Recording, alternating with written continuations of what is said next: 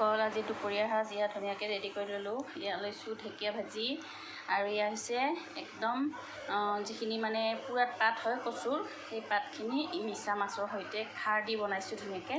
এয়া হৈছে কেকৰা চাটনি, এইফালে হৈছে কচুৰ ঠেং, একদম মছলা গ্ৰেভি টাইপৰ বনালোঁ আজি। এনেকৈ খাব মন গ'ল, চিম্পুলকৈ কিমান খাম, আজি এনেকৈ বনালোঁ ধুনীয়াকৈ।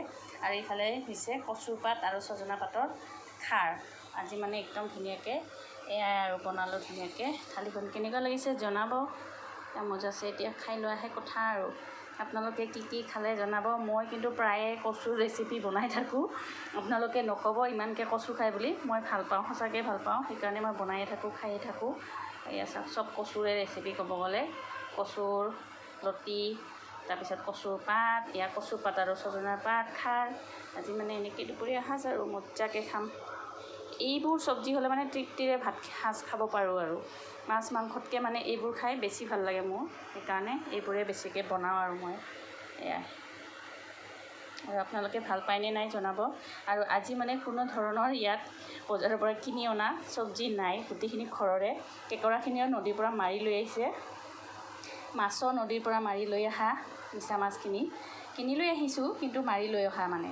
আৰু এইফালে কচু পাতটো ঘৰতে, ঢেকীয়া ঘৰতে, কচুলতিও ঘৰতে, একদম ধুনীয়াকৈ বনালোঁ আৰু মজাকৈ। এয়া খোৱা শেষ কথা আৰু, ল'ৰাই খাব যে। কেনেকুৱা হৈছে পাপা, কচুৰ পাতটো কেনেকুৱা হৈছে, খাৰটো টেষ্টি?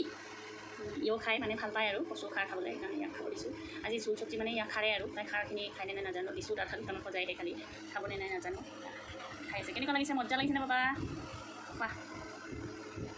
আৰু এই কচুলতিখিনি চাওমিনৰ চব্জি বুলি কয়, চাওমিনৰ দৰে যে দেখিবলৈ, সেইকাৰণে ইয়াক বোলে চাওমিন টাইপৰ লাগে। ইয়াত দেখিছে নহয়, চাওমিনৰ দৰে খাইছে, চাওমিন বুলি ভাবে, এই চাওমিনৰ নিচিনাই লাগে বোলে, সেইকাৰণে আজি চাওমিন টাইপৰে বনাই দিছোঁ, একদম মছলা চছলা দি। সি খাই মজা পায়, ইয়াত খাই আছে, দেখিছে নহয়।